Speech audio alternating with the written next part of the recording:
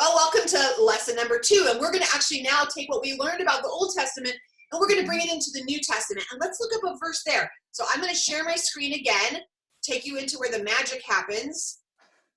And we're going to the Blue Letter Bible. I'll type it out so you can see this page. Perfect. Okay. And then we're going to type the word peace again, right? Mm-hmm. We're going to look up the word peace. Yes. And we've decided we're going to do the New King James to take out the these and the thous and hit search. And off we go on the magic adventure. All right. Now, remember, we're not going to just look up for the word peace. We're going to actually look at it through the eyes of the scripture. So let's go to John 14:27. It's not going to be on this first part. And Charlie is going to scroll through and it's going to list all the Old Testament and New Testament peace, right? Right. So I could even go up here where it says verse and words and type in John 14:37 and it would take me there right away. Or if I'm going through all these places that the word peace is used and say, well, I want to see where the word peace is used in the New Testament, you can go to the very bottom and it'll tell you, it chunks them for you. So it sure does. I want John 14:37. What do I want? 27, 14. They're perfect. It's the last one. Actually, number 6. So let's go here. And I'm going to scroll through all of these because it said it was at the bottom. Right. Let's get through Malachi. And there it is, John 14:37. And remember, we hit, 27. we just click the scripture verse so you can see it in its context. If you want to read the whole chapter and see where it's coming from. And then we're going to go to tools, right, Brenda? Yes. So you're going to click on tools. And as Charlie said, it's highlighted so you know that that's the scripture you're looking for. Click interlinear because we're going to go back to the original. Now, this is going to be in Greek, okay? So it's not going to have an H. Right. It's going to have a G. I'm sorry. I was just saying it's all Greek to me, so go ahead. It is all Greek to you. Okay. So what we're going to do is we're going to go down and looking in the English, we're seeing the word peace here.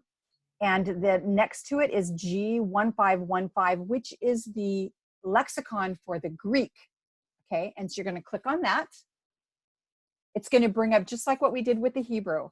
It's going to bring it up. It's going to give your root word etymology. And what we're going to do is scroll down. I'm trying to use my cursor. So I just want to say that the difference here is that, we're not seeing a Hebrew translation or root word like we did in Hebrew, because we're seeing this was actually taken from Hebrew to Greek, and then to English. So if they don't go all the way back to Hebrew, that's what we're going to kind of try to do here. So that's why we're going to scroll down and go to this, lexicon and see what it's saying here. So there you go. You just passed the Strong's, and then underneath the Strong's is called the Thayer's Greek Lexicon, and that's where we want to go. And Charlie, if you could click on Show All, that's going to expand it for you so that you can see what's going on in there. What's really exciting here, it's not going to happen on every word, so don't get disappointed if you can't find it. But in this word, shalom, we're looking at the word peace in Greek. That's not shalom. It says here, you can see you can see the word the word shalom written there in Hebrew, and it says SEPT, period, chiefly for, and then it has the word shalom. Does that mean September? No, it does not mean September. It means Septuagint. Okay. Right? And the Septuagint is the Greek version of the Old Testament, the Torah, all of the Torah, the prophets, the Torah, the prophets, and the writings, the whole thing. It was translated into Greek for those Greek speakers that didn't speak Hebrew. And that has been used to translate the Bibles that we have now. So it was translated from the Greek into English. And it was, so basically they took it's the Greek version made for the Greek speaking Jews of the time. Yes. Okay. Yes. And it's still being used today to make translations of Bibles. Yes. So it says right there, shalom. You see the word shalom in Hebrew? It's written right there. So you found what we call the equivalent.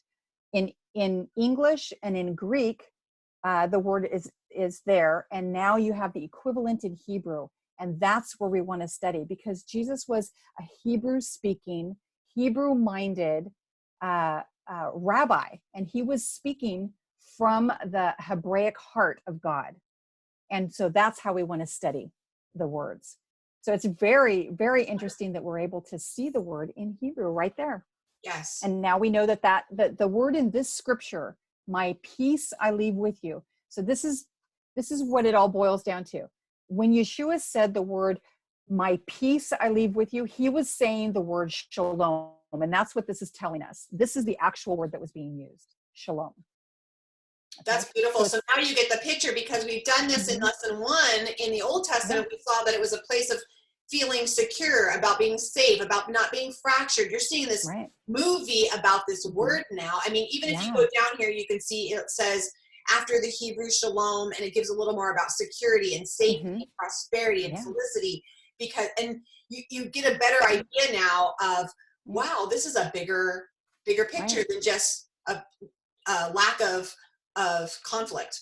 Right. And so whenever you're studying a word in Greek, you want to take it back to the original Hebrew, so that you're having the mindset of the writers at the time. Yes. What were they thinking? How were they speaking that? Because the Bible is one complete book. It is one complete thing. It's not an old and a new. It is one complete. Everything that Yeshua said is specifically from the Torah.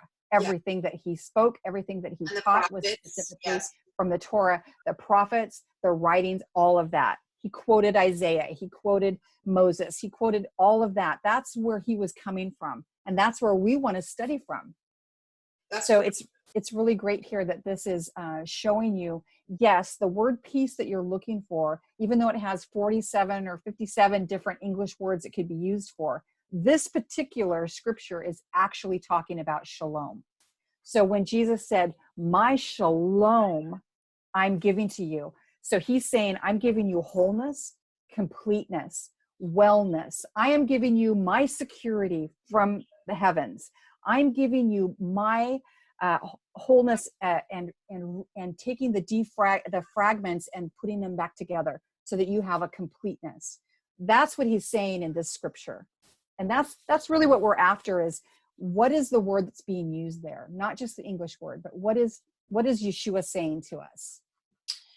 You know, I really love that it really is a mindset, Brenda. It's a mindset change, because it really is a mindset, because we don't speak Hebrew yet. Right. We don't speak Hebrew. We don't read Hebrew. So this is learning a new way to see a different language from not an English mindset, from a Hebraic mindset. So this mindset change is going to be life-changing. So we're excited that you all have decided to be change agents.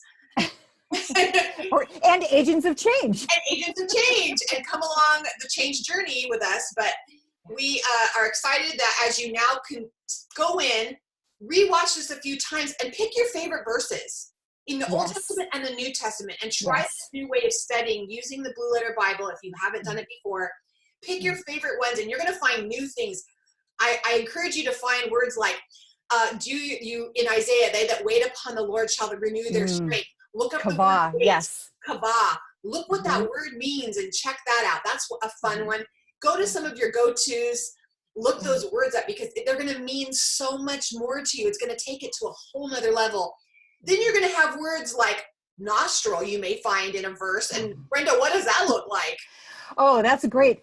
In the Hebrew, the word "af" is translated into many different words, but the most it's translated into is anger. So it's saying that God is angry in the word "af" in Hebrew.